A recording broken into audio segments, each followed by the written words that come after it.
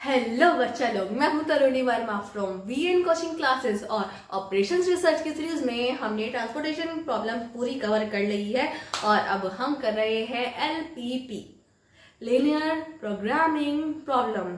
ठीक है, तो लीनियर प्रोग्रामिंग प्रॉब्लम की क्वेश्चंस हम सॉल्व करने से पहले कुछ उसकी थ्योरी पार्ट हम कवर कर रहे हैं, क्योंकि हमें मालूम तो होना चाहिए ना कि हम जिस भी चीज का न्यूमेरिकल कर रहे हैं एटलीस्ट वो है क्या, उसका एक छोटा सा एक बेसिक सा आइडिया आप लोगों को मिल जाए। ठीक है, चलो बेसिक असम्पशंस ऑफ एलपीपी। अगर आप एलपीपी कर रहे हैं, अगर आप लीनियर प्रोग्रामिंग प्रॉब्लम को सॉल्व कर रहे हैं, तो बेसिक कुछ असम्पशंस है वो आपको फुलफिल करनी पड़ेगी। First, proportionality. ऑब्जेक्टिव फंक्शन और कंस्ट्रेंट्स के बीच में प्रोपोर्शनैलिटी होनी चाहिए। मतलब कि मैंने आपको बताया था कि जो आपका डिसीजन वेरिएबल्स है और आपकी जो ऑब्जेक्टिव फंक्शन है उसके बीच में डायरेक्ट प्रोपोर्शन होना चाहिए।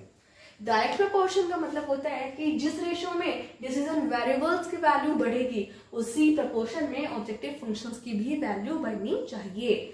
मतलब जैसे कि मान लीजिए कि अगर इसकी वैल्यू 2 है, नेक्स्ट इसकी 4 हो रही है, नेक्स्ट इसकी 8 हो रही है। ठीक है, तो मतलब डिसीजन वेरिएबल की है ना, तो आपको जो ऑब्जेक्टिव वेरिएबल है उसकी भी वैल्यू मान लीजिए अगर 3 है तो उसकी नेक्स्ट 6, उसकी नेक्स्ट 12 होनी चाहिए, क्योंकि ये मल्टीपल इनटू मतलब 2 के मल्टीपल में बढ़ रहा है। तो इधर जो आपका ऑब्जेक्टिव फंक्शन है ये भी 2 के मल्टीपल में ही इसकी वैल्यू बढ़नी चाहिए। ठीक है, नेक्स्ट, एडिटिविटी।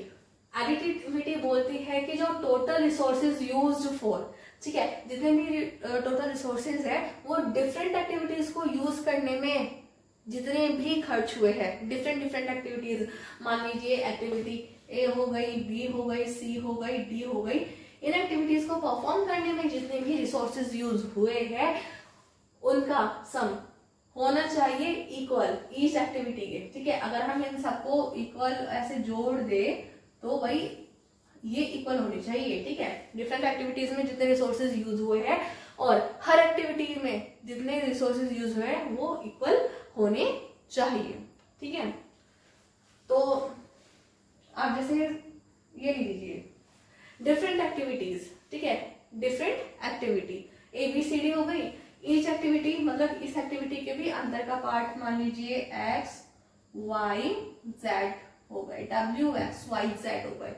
तो अगर हम इनको प्लस करेंगे, इनको ऐड करेंगे तो वो इनके सम के इक्वल होनी चाहिए। ठीक है, नेक्स्ट, मल्टीप्लिकेटिविटी। अगर किसी भी एक यूनिट को बनाने में 5 आवर्स का टाइम लग रहा है तो टोटल उसका अगर हम 10 पीसेस बना रहे हैं तो 50 आवर्स लगने चाहिए, कम या ज्यादा नहीं होना चाहिए। ठीक है, हम मल्टीपल कर सके। सर्टेनिटी भाई कोफिशिएंट्स है किसके, ऑब्जेक्टिव फंक्शंस के और कंस्ट्रेंट्स के। ठीक है, वे जब भी आप स्टडी कर रहे हो तो टाइम चेंज नहीं होना चाहिए। देखिए जैसे कि मान लीजिए 2x1 हो गए, 3x2 equals to 5 equals to नहीं ग्रेटर देन 5 हो गए। ठीक है, मान लीजिए इसकी वैल्यू अभी ये 3 है इसके कोफिशिएंट्स की, है ना, हम स्टडी कर रहे हैं, इसकी कभी कुछ और हो गई, मान लीजिए इसकी 8 हो गई या फिर इसकी 7 हो गई, ये ऐसे नहीं होना चाहिए, ये सर्टेन होने चाहिए इसके कोफिशिएंट्स। ठीक है, next, finite number of constraints. अगर आप सोल्यूशन निकाल रहे हैं तो आपके पास जो कंस्ट्रेंट्स है, ठीक है, वो फाइनाइट होने चाहिए, ये नहीं कि वो बढ़ते जा रहे कंस्ट्रेंट्स। जैसे आपके मान लीजिए 2 कंस्ट्रेंट्स हो गए, मतलब कि 2 लाइंस हो गई कंस्ट्रेंट्स की, 3 हो गई हद से हद इक्वेशंस, लीनियर इक्वेशंस या फिर लीनियर इनइक्वेशंस। ज्यादा ये नहीं है कि आप क्वेश्चन सॉल्व करे जा रहे हैं और वो इक्वेशन बढ़ती जा रही है। ठीक है, नंबर ऑफ एक्टिविटी मतलब कंस्ट्रेंट्स मस्ट बी फाइनाइट, ये फाइनाइट होनी चाहिए, कम या ज्यादा नहीं होनी चाहिए इसको सॉल्व करते हुए। ठीक है गाइस, चलिए एक बार इसको देख लीजिए।